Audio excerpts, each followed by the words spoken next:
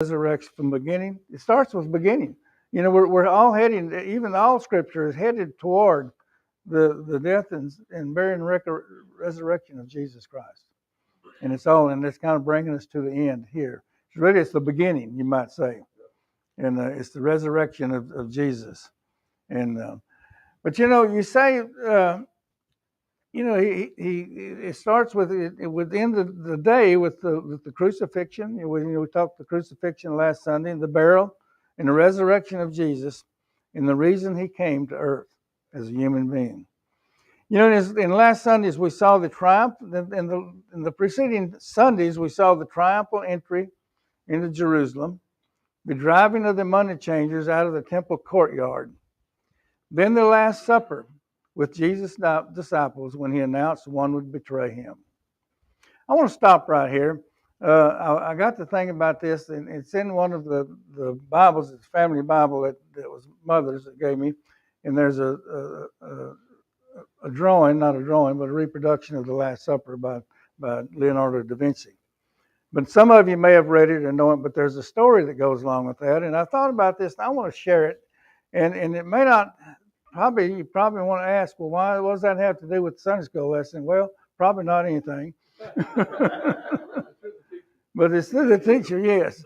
But I think it's very interesting this time of the year, but it does have a life lesson with it. This story, and how sin can overtake a person's life and drag into the downward spiral of destruction.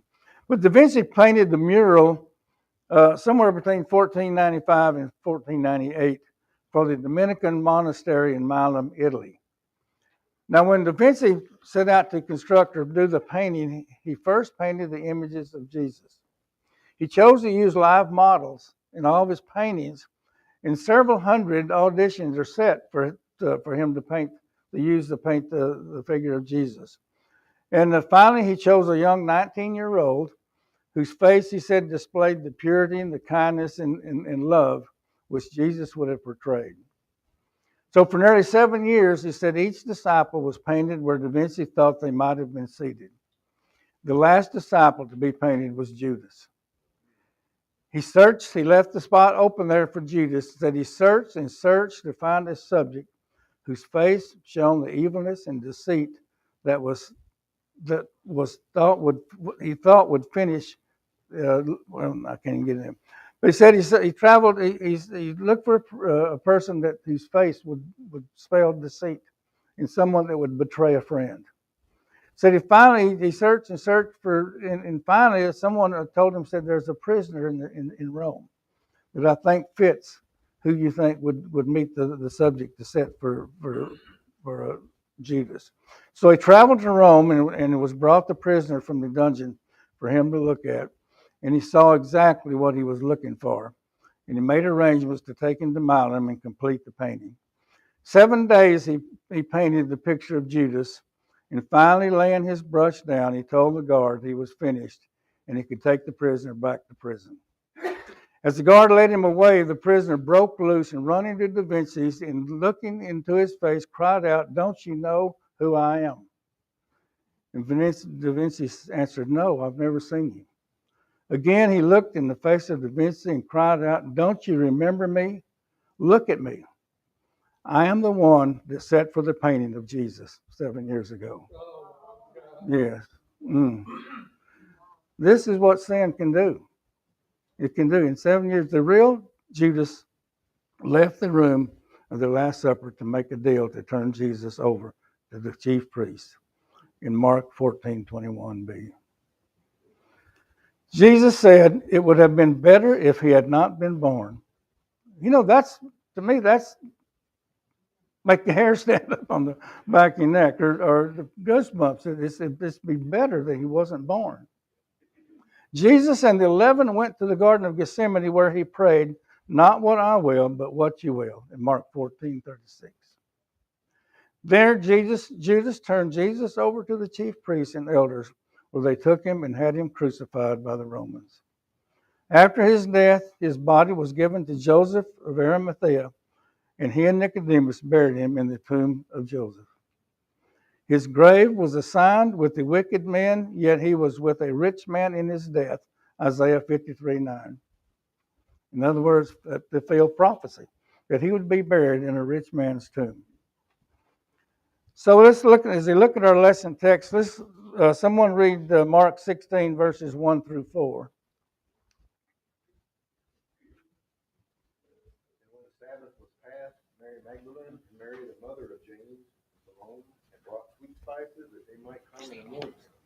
Very early in the morning, the first day of the week, they came into the sepulchre as the rising of the sun. And they sang amongst themselves, "Who shall roll away the stone from the door of the sepulchre?" And when they looked, they saw that the stone was rolled away, for it was very great. When the Sabbath was over, based on Jewish tradition, the Sabbath began around 6 p.m. or sunset on a Friday and ended on 6 p.m. or sundown on Saturday. So we know nothing could be done on that day.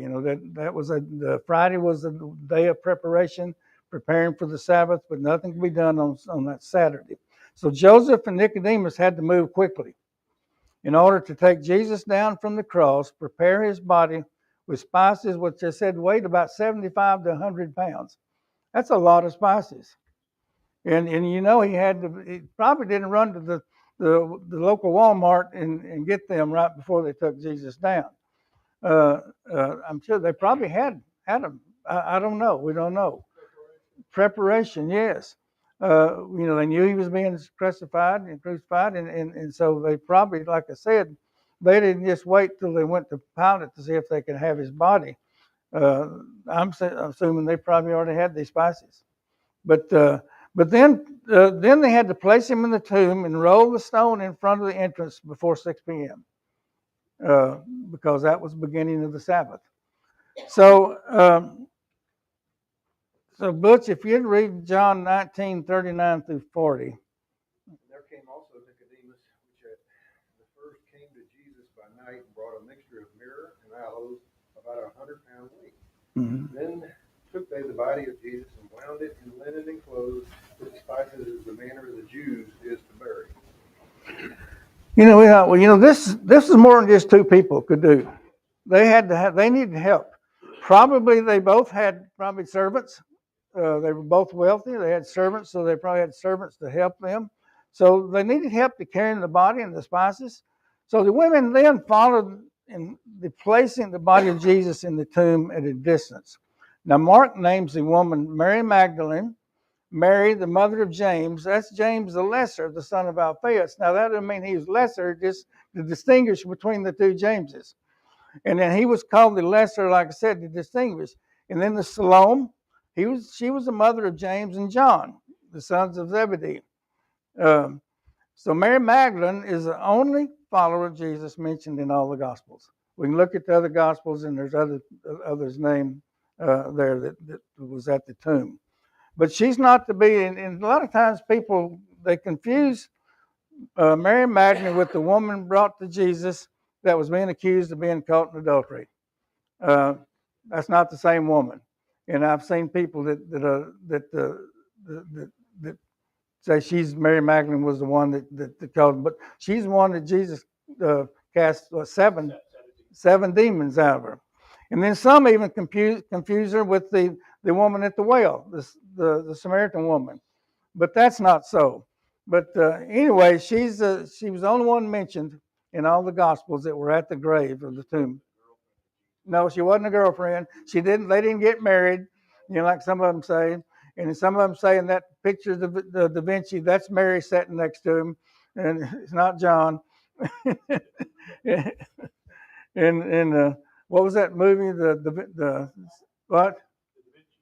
Yeah, Da Vinci Code. Yeah, and some of them said if you'll look, you draw an outline over the two sitting next to him, and over Jesus, and it's an M, and that means that's Mary was there. I said no, to me that means that's McDonald's. So people with wild imaginations, they can do all this stuff. Sure, yeah. But like I said, but the Jewish burial practice, spices were not used for everyone. but they were commonly used for those who they thought were special. Well, Jesus was special. They had followed him through all of his ministry, and now that they wanted to do something special to anoint him with these spices. Now, Jewish custom did not allow embalming. I didn't know that, but you would have thought uh, they would have learned it when they were in Egypt, the practice, and maybe they did. I don't know, but anyway, so the spices, like I said, were similar to modern perfumes, and were poured over the body to cover the smell too of the decay. Remember Lazarus? When Jesus spoke, he said, "Well, he's already stinking," and and some of them are stinking before they go in the grave. But anyway, that's another thing. We had an old bachelor work for us, and I said the only thing he was afraid of was soap.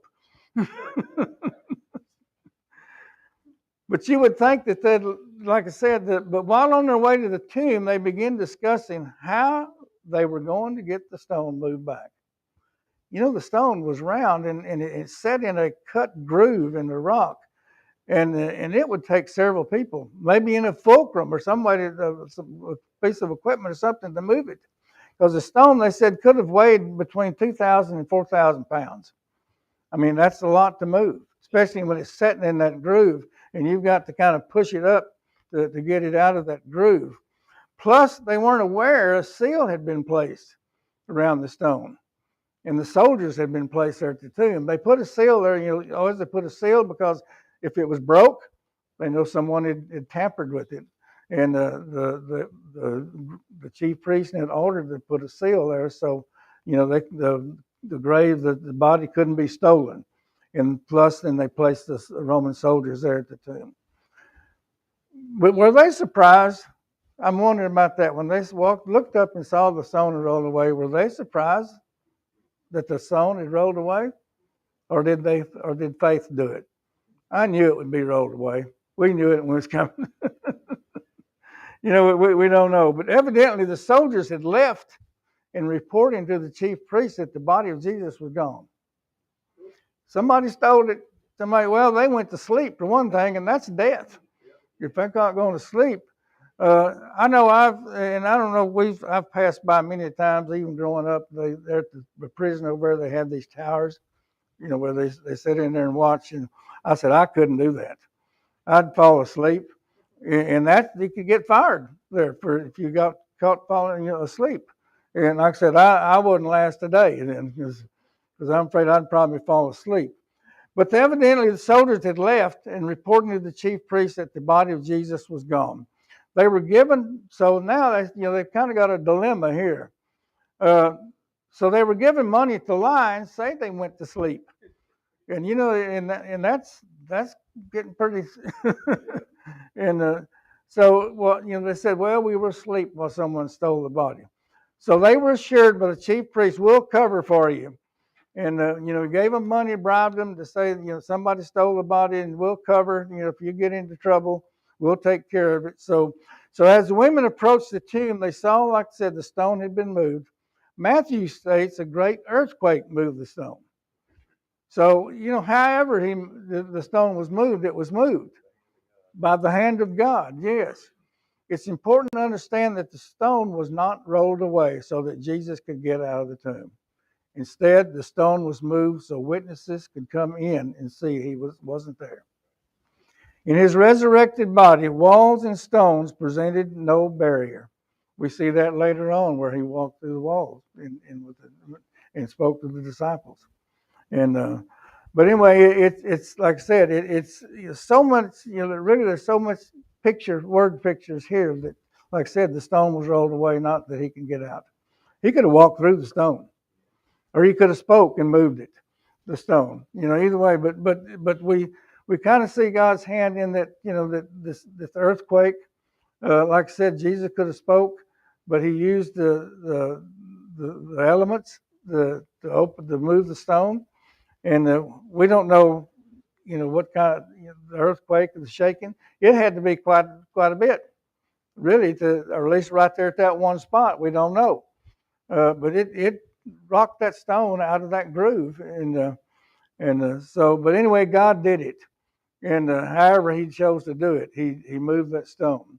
So someone read now verses Mark verses 5 through 8, verse chapter 16.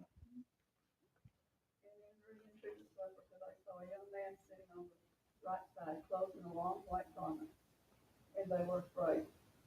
And he said unto them, Be not afraid. See, Jesus of Nazareth, which was crucified, he is risen. He is not here. Behold the place where they laid him. But go your way, tell his disciples and Peter that he goeth before you into Galilee. There shall you see him. And he said unto you. And they went out quickly and fled from the sepulchre, for they trembled and were amazed, neither said they anything to any man, for they were afraid. You know, thinking Jesus' body remained in the tomb, the woman entered the tomb to anoint his body.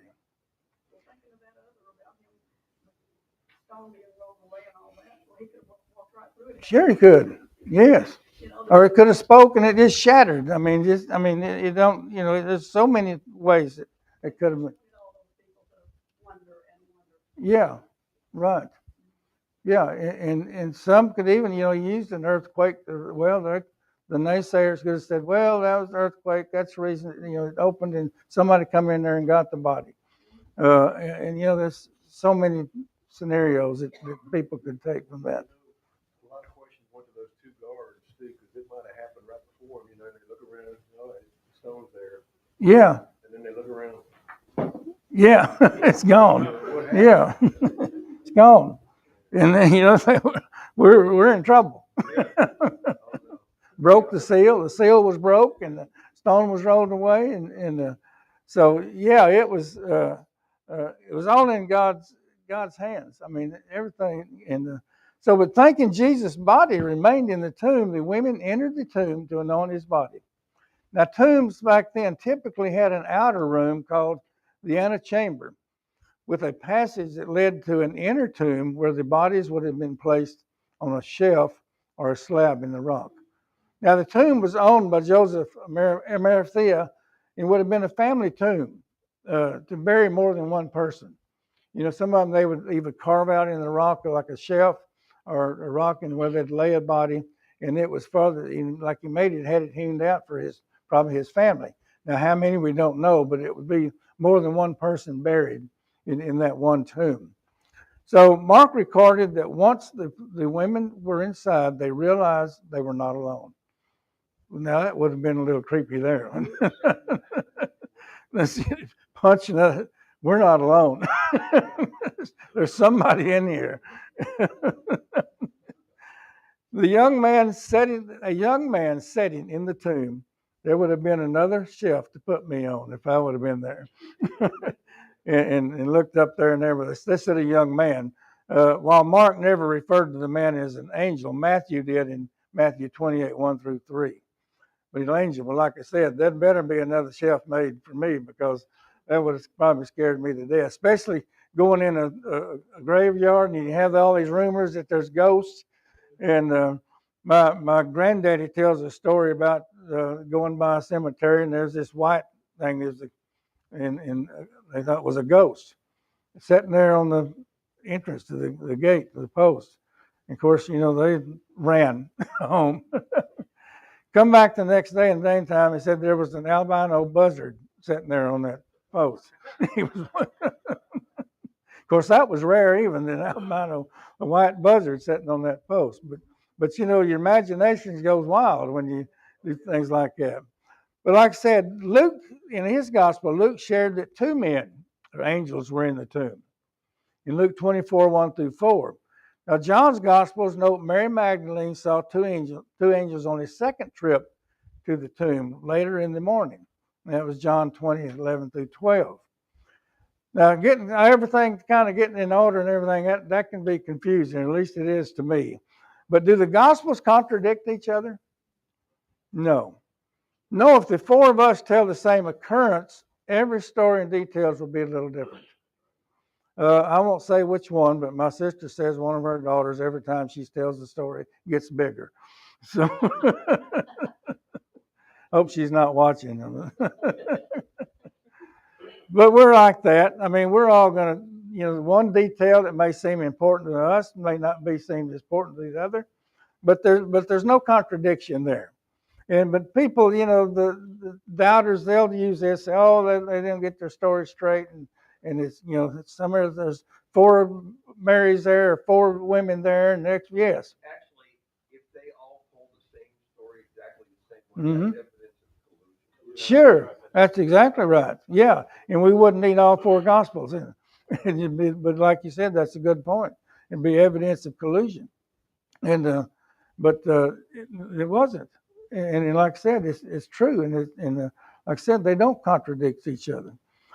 Each writer recorded what was important to them, and we're all writing under the leadership of the Holy Spirit. Now the angel confirmed that the one they were seeking, Jesus of Nazareth, or Jesus, some of them say Jesus of, New American says Jesus the Nazarene, but it says I like Jesus of Nazareth, was the one who had been confirmed on that the one they were seeking, Jesus of Nazareth. He died. One was that I was wondering, why did he say Jesus of Nazareth, the Nazarene of Nazareth? Well, Jesus was a common name back then. And I think that the angel was being distinct. This is Jesus of Nazareth. This is the one you're searching for. It's not someone else, another grave, another tomb. So he died on the cross just as they had seen with their own eyes. While his body had spent time in the tomb, though, he had been raised. He was now alive. That's enough to kind of blow your mind there, that he's alive. But he had told them all along that this was going to happen. But did the angel, like I said, they specified Nazareth because this was the grave that Jesus was in. Now the angel then instructed the women to go tell Jesus' disciples what they had seen and to let them know that Jesus would meet them in Galilee. This was an area where Jesus spent most of his ministry. Note the last part of verse 7. Just as I told you, Jesus knew his disciples would scatter, but he also said they would regather in Galilee after his resurrection in Mark 14:27 through 38. In other words, you kind of like said, Joe, tell them to go to Galilee just like I told them. In other words, we kind of looked at it in a way and said, didn't I tell you? I'm telling you. Or like our mother said, didn't I tell you? I told you. And you didn't believe me. Or someone said, I told you. And it's kind of like Jesus said, go, tell them to go where I told them to go. And it's like, aren't you paying attention? And sometimes I think Jesus, what? Yeah, and I think Jesus is just like the human part of him. I think there's times he got frustrated with his disciples and others. And what? We're sheep. Yes, right. But but why did the angel single out Peter when he spoke to his disciples? There's assumption said it may have been Peter needed to know that his denial of Jesus prior to the crucifixion had not disqualified him for service. I think that's a good thought there. It's reassuring to know, the number of times we may have failed the Lord and we haven't been disqualified from serving. What? Too ashamed? Yes. Right. I would fill the story to show us that God can work through anybody. Sure. Yes. Still uses. We'll never hear the words, sorry, I can't use you anymore. And like I said, I think that's maybe the one assumption that was assuring Peter. Like I said, he probably was ashamed still, but probably assuring him, I'm not through with you. I'm still going to use you. And we see what Peter did after that. And so then it says they took off in a dead run. To me, I think the dead run, trembling and astonishment had gripped them. Now, Mark also says they said nothing to anyone, for they were afraid. Now, look, I don't know if that meant that they were meeting people on the way, not saying anything. I think they weren't speaking to each other. They were so afraid and such fear. I mean, they took off running. Not a word was said. I kind of relate it to when I was in school. I had a good friend, and I was spending the night with him and his grandparents. And we decided to go hunting that night. And here we were walking up the road with our flashlights, and of course, just idle conversation. What two boys would talk about. And we got to the close to the end of the road, and we had his grandparents' dog with us, and all of a sudden he just broke in a run, took off up the road, and all of a sudden we heard, all of a sudden the dog engaged in some sort of fight. And then we heard the most blood curdling scream that I'd ever heard. And the growling and the carrying on of him, and it's like a large cat. Like we thought maybe related to the bobcat that he encountered. But I mean that screaming. But I'm telling you, without saying a word, we broke in a run. What? Right, help. Yeah, he's on his own. Right. But we broke in a run toward the house, and probably 100 yards. We never said a word. We didn't have to say, let's go. We just looked at each other and took off. And we never said a word. So we were such overcome with fear that in astonishment, we never did know what the dog encountered. Yeah, he finally come back. He was a little bloodied. So I don't know what it was. And, we have bobcats here, but they're not real prevalent. But that's the only thing we figured it could have been. And or raccoons. Sometimes they I've seen them tear up a dog before. Yeah, yeah. You're right. We didn't stick around to find out. And actually, the women, they didn't stick around to find out. But they went to tell the disciples. And but someone read now Mark verses 9 through 14.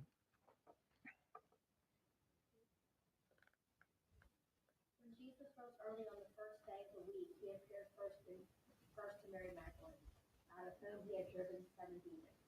She went and told those who had been with him and who were mourning and weeping. When they heard that Jesus was alive and that she had seen him, they did not believe it. Afterward, Jesus appeared in a different form to 2 of them while they were walking in the country. These returned and reported it to the rest, but they did not believe them either. Later, Jesus appeared to the 11 as they were eating. He rebuked them for their lack of faith and their stubborn refusal to believe those who had seen him after he had risen. First day of the week, which would have been a Sunday. In remembrance of the resurrection, this became known as the Lord's Day, the day when the early church would gather. So if you'd butcher, read Acts 27. And upon the first day of the week, when the disciples came together to break bread, Paul preached unto them, ready to depart on the morrow, and continued his speech until midnight. So the first day of the week would be, which would be Sunday. There's another scripture, I think it's in Corinthians, on the first day of the week, bring your offerings. But sometimes after the Sabbath, Jesus had rose from the grave. I got thinking, the Sabbath ended, like I said, on a Saturday. It's 6 o'clock or sundown, and Sunday ended 6 o'clock the next day. So Jesus could have rose anytime in that time period, in that 6-hour period. But I'm assuming, and they were assuming somewhere after they prepared his body and all that in the tomb, closed it, it was sealed, guards were there, then Jesus rose. We don't know. I used to think, and I was confused, that he rose just right before the women got there. But he had already risen, I believe. Now some say, and some have disagreed with, but they said the linen was there, and then that linen they have, I think it's under the head, the cloth, the face cloth. It was folded and laid in another place. They say in tradition, when you ate at a table, Jewish, if when you got up and folded your cloth, that means you were through. You weren't coming back. If you didn't fold it and just fold it up, that means, well, I'm coming back. But I've heard that tradition. I don't know how true that is, but they said that meant that you weren't coming back. So that's a good scenario that Jesus wasn't coming back to the grave. So anyway, while some early manuscripts of Mark's Gospel do not include, I didn't know it's verse 9 through 14. Some of the early manuscripts don't include that. But all other Gospels have records of Jesus being in person on several occasions following his resurrection.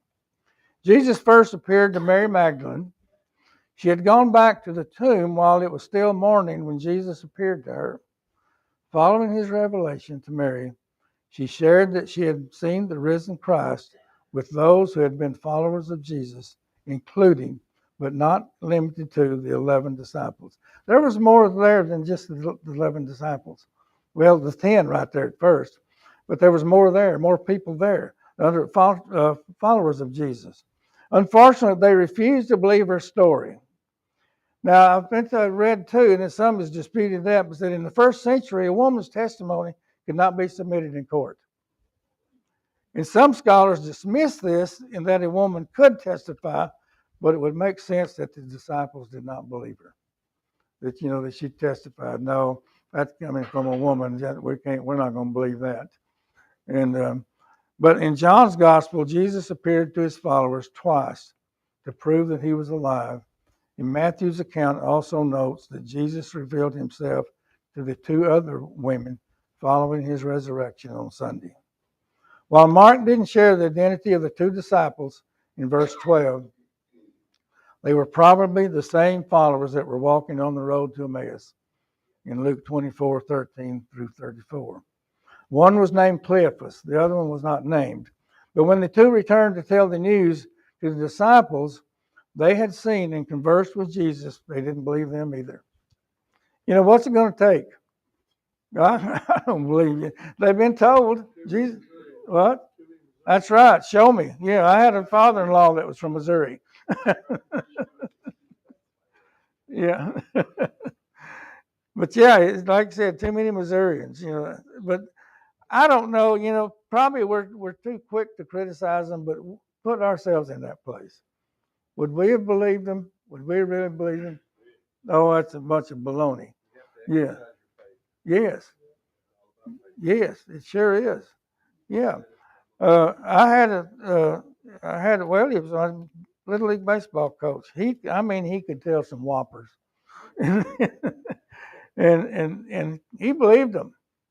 And, but nobody, he didn't believe anybody.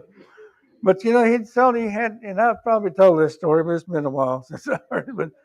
But he was telling us he had a brother that was a full bird colonel in the Air Force. And I was going to school at Tarleton, and my mode of transportation was this. And so I was out of gate. Worst place to get left, it was in Gatesville because of the prison. Nobody would stop. Finally, this guy stopped and picked me up, asked me where I was going. And I said, well, I'm going to Carpenter's Cove. He said, well, I'm going to visit my brother, Tommy Wheelish. You may know him. I said, yeah, I've known him nearly all my life. Little League baseball coach. Well, going there talking, I happened to glance around, and there was a uniform hanging up the back with birds on the shoulder. And he had finally told the truth, but nobody believed him. But that, and like I said, put ourselves in that situation. That nobody, maybe they had told some whoppers before. They didn't believe them. Yeah, but like I said, I think sometimes we're too prone to be too critical of the disciples, and that they didn't believe these women and didn't believe these men from Emmaus. But after living in denial or possibly confusion most of the day, these disciples got a confirmation of the resurrection that they could not reject. Jesus appeared first to the 10 disciples due to Thomas' absence. I always wondered where Thomas was. Was he out getting them a hamburger? Well, I don't know. Yeah. We don't know where he was. But Jesus later appeared to the 11 and invited Thomas to put his hands in his side. And that was enough to convince him. I think that would have been enough to convince anybody. That's a lesson right there. Yes. People doubt this until, they're confronted and then Sure. have to get beat over the head. I know it. You have to get beat over the head. We don't believe it. And like I said, we've had people. Well, I was just noticing the other day. It was on Facebook. This guy I went to school with, and it was one of our reunions, and he was telling me that the coach wouldn't let him play football because he wanted him to run track because he was so fast. And I don't ever remember him running track. But and maybe I'll look back in an old annual and see him there. I don't know, but I don't remember it. I did. That's what it ran off the pages, but Jesus, this was convincing. His appearance to the disciples, and his appearance to the disciples, he reproached them for their unbelief. That's the New American Standard. In other words, which means an expression of rebuke or disapproval. Again, I said, I told you, and you didn't believe. Yes, he was telling them, yes, that he must die and rise on the third day. He said, what's his name? Jonah in the well. It was in 3 days. I'll be in the grave 3 days. Now remember, the Jews, any part of a day was a full day. I mean, if you were an hour into Sunday, that was a full day. So it didn't make any difference what hour of the day it was. That was considered a full day by the Jews. Now the disciples had a history of not understanding the things Jesus was trying to teach them in the past. While this wasn't the first time that Jesus would rebuke his disciples, it was based on Mark's wordings, the most severe. This rebuke could have been the result of their earlier doubts about the resurrection or an ongoing lack of faith on their part. We too sometimes are there. It's our lack of faith and unbelief. Any comments? It's a good lesson. Good lessons. Yeah, Mark. Kind of hated to leave Mark, but there's no more chapters. Is it true that when Joseph of Arimathea went before Pilate, Yes. and Pilate says, "Why do you want to give this troublemaker your tomb?" Yeah. And he says, "I'm not giving it to him. I'm just Loaning it. Yes, it's loaned to him. Yes. And he even had and he said, that means he's already dead. I mean, he sent a guard or a soldier to go check to make sure he's dead. And what really some people are troubled with this, and Nicodemus they said he was a follower of Christ, but yet in secret for fear. What? Came at night, yes. And Scripture says, that he and it makes you. It's kind of, it makes you wonder, about Nicodemus, but yet, he was a follower of Christ. He came. Joseph of Arimathea, when they asked for the body, they really put themselves out there. Sure, they did. Saw that. So, yes. That they say, Nick at night, Right. Maybe it was just because of a busy day. Possibly. I think so. I think he wanted some privacy with him. Privacy. Yes. Busy day. Yes. But it was all settled when they asked. That was just a risk of them going in and asking. Sure. Yes. Definitely, we're not popular with. No. No, and same with Joseph of Arimathea. I mean, of course, the thing is, they had enough clout that they could have gone and requested his body. I mean, they wasn't just some passerby that said to go. Yeah, yeah.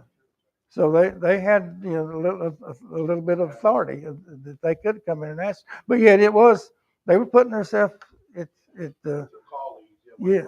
Right, it wasn't popular, yes. And but it's all there because God wants it there. And it was God used them. And we get hung up on somebody like I said, he was a follower in secret because of fear. Yeah, we get hung up on that sometimes. But he was a follower. And how many times have we not spoke up out of fear?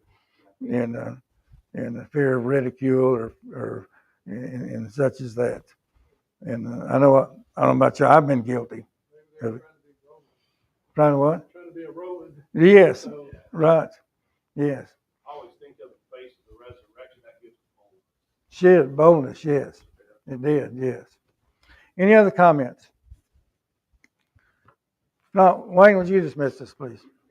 Father, we just praise you that we can openly come and seek your face, and that we can openly, Lord, read the word that you gave us, the guide. Help us, Lord, that we would truly comprehend what you want us to do and respond.